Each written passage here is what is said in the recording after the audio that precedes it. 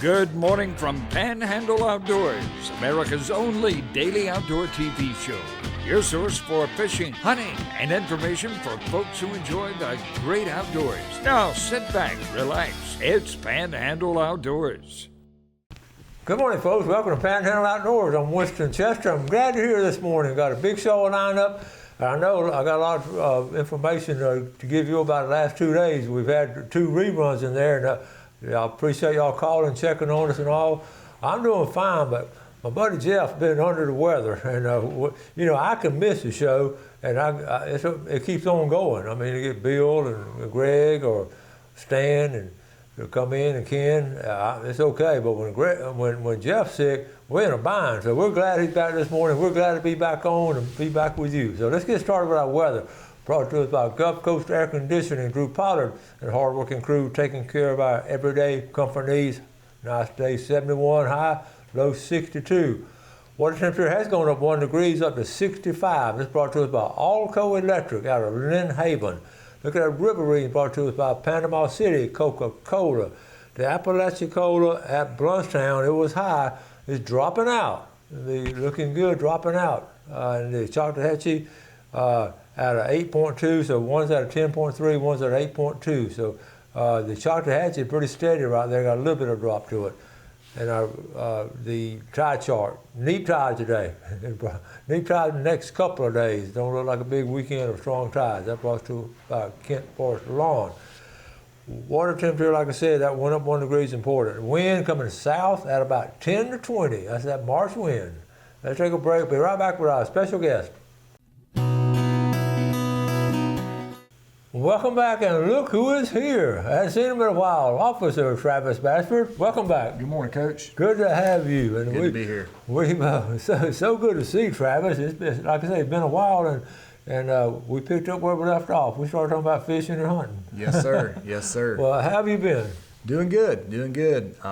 As usual, staying busy, both at work and at home, and that's what we were just talking about, spring fishing. Mm-hmm. Everybody getting excited about that. Been able to take the kids out a few times, and just staying busy at work. So we're kind of in that transition, deer season, transition to turkey. Just a cool time of year. It is, So what all have you been doing? I know your work has been busy, but sure. You would think hunting season over, you think you'd have a little break, but man, here we are right at fishing season. Yes, sir. So, I'm in the investigative section now, so, That's interesting. So a little different roles, but I still get out there and patrol and enjoy checking people and getting on the boat and walking in the woods and doing our job on that aspect. But on the investigative side, we do the hunting accidents, the boating accidents involving serious bodily injury or fatality. Mm-hmm. Unfortunately, we did have some hunting accidents this year here at the end of the season. Mm-hmm. Yes, sir. And so been catching up with those. Had a few boating accidents over the winter months. Usually that increases as it gets warmer and the boating activity increases. And also helping out on the resource side of things. We do resource investigations as well. So staying busy on that side, and then, like I say, excited kind of for this transition. I know a lot of people are excited about turkey season starting this weekend. So. And also added to the list, your substitute PIO, Public Information Officer, because Chris is out of town. Here comes Travis, just stepping right in where he left off. Yes, sir. And Chris is doing a great job. Yeah. I see him on the show and in the community. He's just taking it and ran with it. But anytime I get a chance to come be on the show with Coach, I enjoy it, and it's fun. It's fun. So. Yeah. Well, okay. So what is it? A big jump when we went from public information officer to investigator? Was it a change of hours or time, or are you still? How was that? A little bit. We kind of, our hours vary. That's always kind of been the case. The thing with the PIO was just a lot of community outreach. Doing stuff with the media, schools, and things like that. And then the investigative side, just a little different. Like I say, especially with those critical incidents. Sometimes those take a little longer to do. They're more time consuming and just kind of different aspects of the job. But I do enjoy both sides of it. Yeah. Yes, sir. I know you're always organized. You got your list of things to talk about, so go ahead and get started. What you got? Well, I've always got a few notes here, and the biggest thing, and I've had people contact me just over the past couple weeks, is we had some really interesting changes here within Zone D or the Panhandle for deer regulations.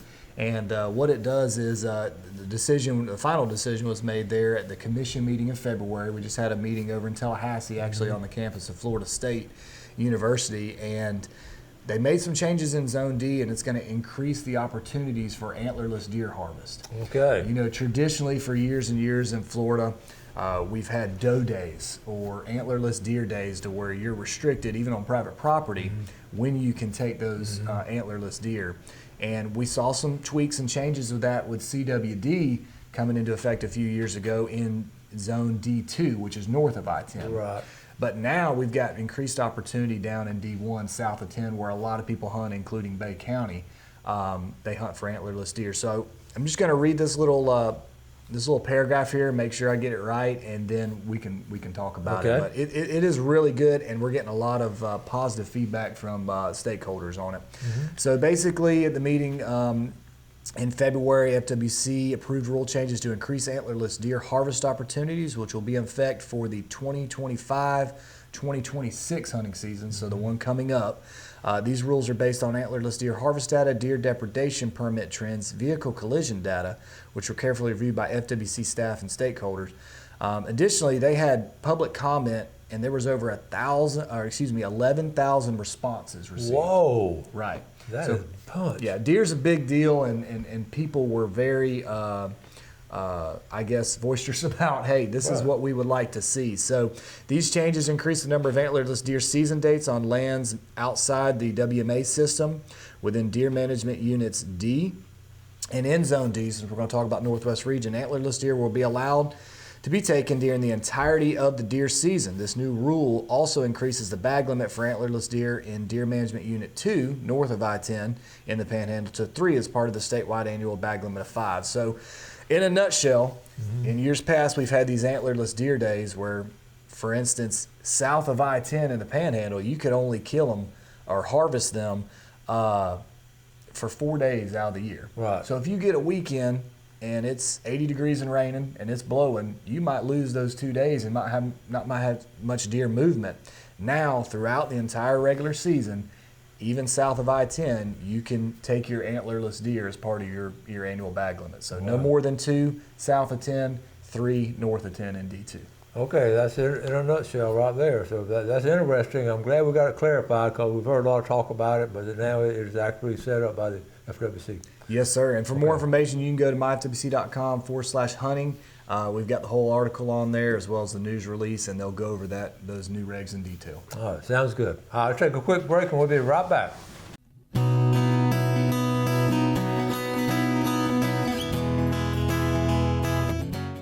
Okay, welcome back. We've got all kinds of stuff going on here. Always great to have Travis with us, and he's got some good information. I see. What else you have on your notes there, Travis? I got a little bit of everything. We get to talking in the breaks, and then we forget that I know we got to go back on. But I know exactly. Anyways, no, I just had a reminder, and I know when I used to come on the show years ago, every year we just want to remind hunters spring turkey season, just a couple things.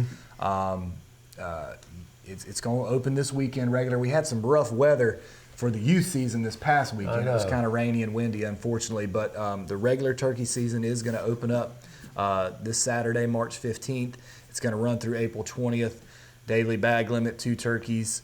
Season bag limit, 2 turkeys. So you can take them in one day if you're that fortunate, or spread them out throughout the season. But 2 big things. Number 1, remember the harvest reporting. I want to remind everybody, just like with your deer, when you harvest your turkey, make sure you harvest report your bird before you move it, and get that confirmation number. That way, if you're checked by Fish and Wildlife Officer, you're legal there, and make sure you have your hunting license and turkey permit.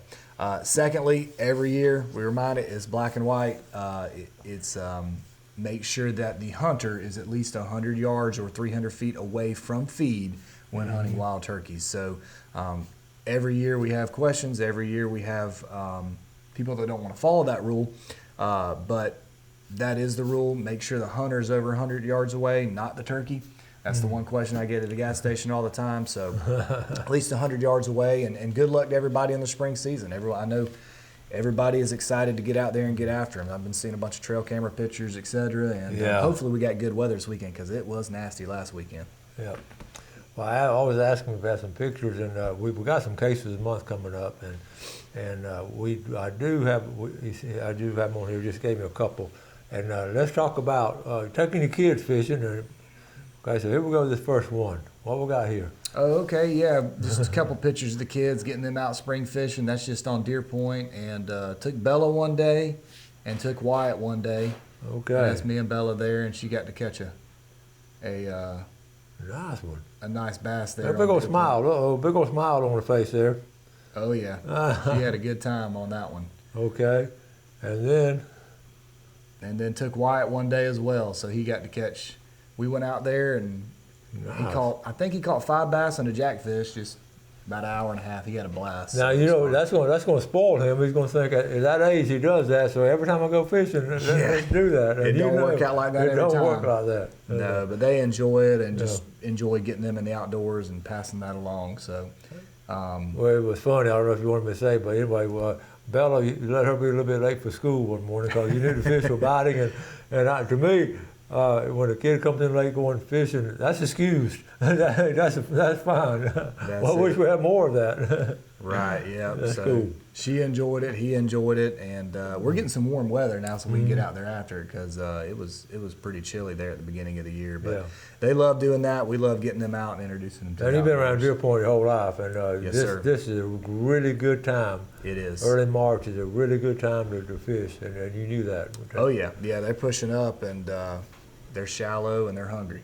So it's a good time. But on everything, what have you been hearing on the saltwater side of things? Well, it's about to take off. We do that water temperature every day, and like I say, it's 65, and it jumped up a while back, but I always get tickled at the third fog in March, for the Spanish, and we've had maybe one, and so we need about 2 more, so we ride on the verge of it just busting loose. Yes. And I guess you're out there now, and you're seeing more than what are you seeing?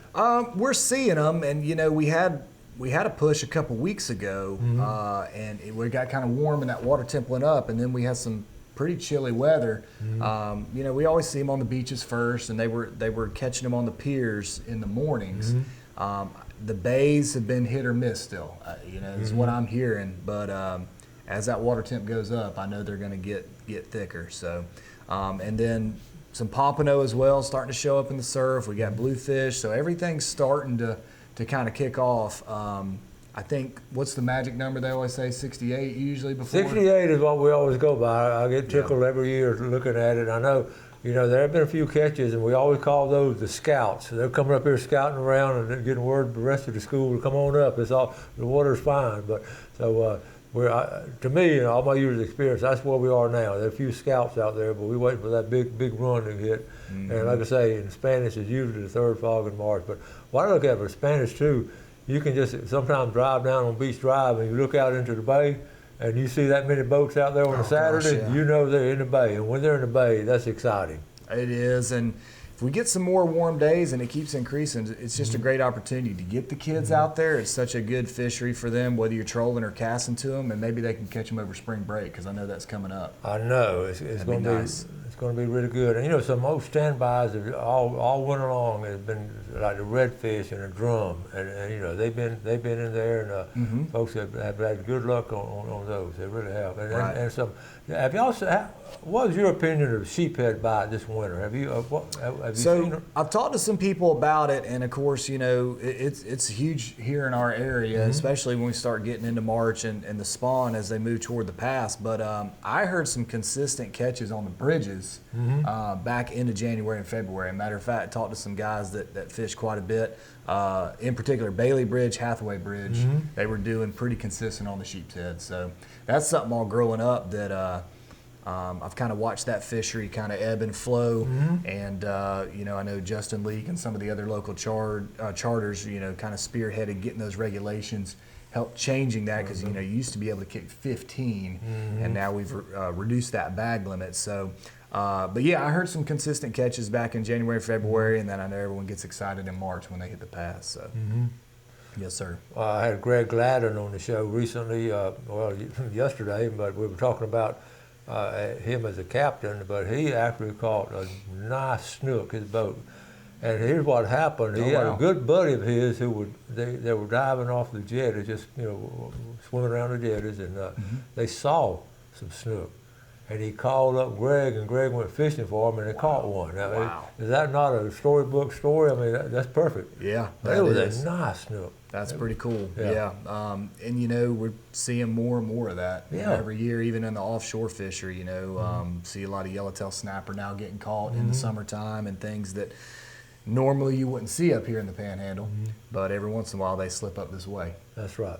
All right, we're going to take a final break. We'll be right back with Travis.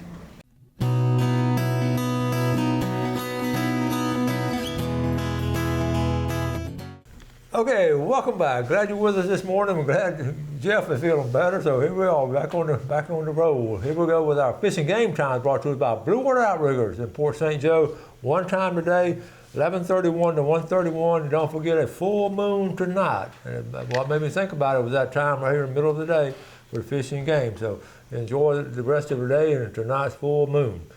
All right, we always talk about cases of the month. And I know we always look forward, maybe one day you come here, we don't have any cases a month, but I'm afraid that may not happen. So that's kind of job security, I guess. I guess us. So. I think anytime you have a highly regulated activity, sometimes people want to push the limits. But I just want to recognize some officers here locally that are doing a great job for us as always. And this is actually back at the end of February. There were some night hunt cases that were made, The first one I want to highlight is up in Jackson County.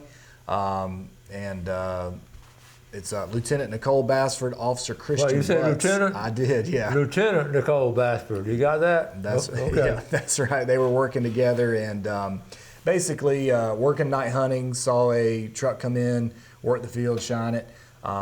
Initiated a traffic stop. They had a loaded high-powered rifle, admitted looking for deer, made the night hunting case there. And then as they were getting into that case, they noticed a really strong odor coming from the truck. Driver admitted to having some more deer in the vehicle. And when they went back there, they actually had two kind of half-rotten deer heads that were from Kentucky and that did not have all the soft tissue removed. So that was in violation of the CWD importation law, so they were cited for that as well. So good job by Nicole and Christian Butts up there in Jackson County. Another one during that same time frame there at the end of February up in Holmes County, Lieutenant David Jernigan and Officer Robert Hicks were working, and same thing, saw a vehicle. They were working a light in a field, heard some shots, and were able to go in there and cite them also for some multiple violations on that field. So great job by those officers up there working. It's something that they do late at night. It's dangerous. They're approaching vehicles. A lot of times these people have shotguns, high-powered rifles, things like that, and they're doing what they can to protect people and protect the resource here in the state of Florida. So good job. All right. I know, when you were in FWC school over there in Tallahassee, did y'all have a psychology class to try to figure out why these outlaws like that, what's their thinking process in doing it? I mean, I know it's basic psychology, they just, they don't care about the law, they're very, it's weird to me. I just don't understand it. I think we could probably do a whole show on that if we got into that stuff, why people do what they do. But the thing is, this stuff goes on, and if we didn't have our officers out there working it, because what people do when they're doing this, and you know this, I mean, when they're, most of the time it's not on their property. You have people that are ethically, legally hunting. They've had a deer on camera sometimes for a year or two that they're hunting, and then someone goes in there at night and can shine them with a light and kill them like that. It's just, it's not good for the resource, but then it's also taken away from somebody trying to do it legally on their own property. So, I think we could do a whole show on kind of why people do what they do, but that's why we have the laws, and we try to hold people accountable when they do these things. And in these cases here, they get cited. Those deer heads were seized in that first one, and then they take the firearm as well away from them, so they can't do it with that gun, at least for the time being. Okay. So That's kind of. And they keep a record of the arrest and all, and if they're repeat offenders, the fine gets higher and that kind of stuff. They do, and then there's some enhanced penalties. So like if you're caught night hunting and you're convicted or on that charge, then you can lose your license for 3 years period. So you're not even allowed to hunt. And then if you're caught hunting without a license, it's immediate criminal violation. So they have some stiff penalties to try to deter people from doing these things. But unfortunately, sometimes people still make bad decisions. That's right. Yep. All right, we're going into, finish up on hunting, going into boating. We're right around, boating season, about to bust loose, and we always talk about safety, and you said we've had some accidents even over the winter and all, so we need to be ready to talk about boating safety, how important that is. Yes, sir. Yeah, and people getting out there just like we did, spring fishing the first few times. We just encourage everyone, check your boat over, make sure you've got the proper safety gear, make sure you've got a float plan every time you go. The big thing we always press is life jackets. We look at the 2 leading contributing factors to fatal boating accidents usually is, drowning or not having the life jackets readily accessible, and then, being impaired by alcohol, drugs, or a combination of. So those are the 2 things we always just want to remind everybody every year, because when it warms up, for instance, we got spring break coming up, and we're probably going to, if we have some decent weather, we'll have a lot of people on the water. So everyone just be careful out there, check your gear before you go.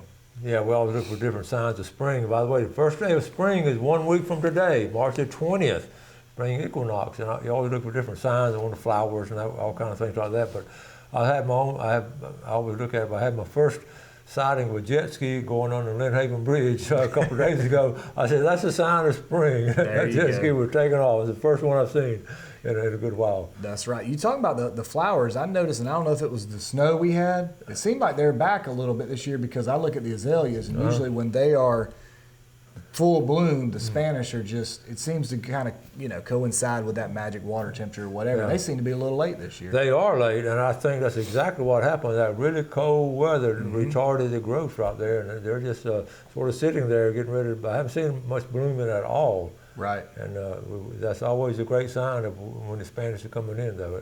Oh, yeah. And, we talk about that. We've got to close up in a second, but the Native Americans always went by that kind of stuff, too. Did they? When they came down on the water and all. The bloom and all that stuff? They did. That's cool. Well, we appreciate you coming on. And yes, sir. And tell Lieutenant Nicole we said hello and want her to come on the show soon. And will do. You got a busy time with the kids playing ball, right? Oh, yeah. We're working, ball, everything in the springtime. It's busy. All right, Travis. Good to have you. Folks, thank y'all for watching the show. We appreciate the viewership. Do something good for someone else today. Enjoy the outdoors. Take care of it. And God bless. Thanks for watching America's only daily outdoor TV show, Panhandle Outdoors with Winston Chester, featuring hunting, fishing, and other activities and information to help you enjoy the great outdoors. Join us next time for Panhandle Outdoors.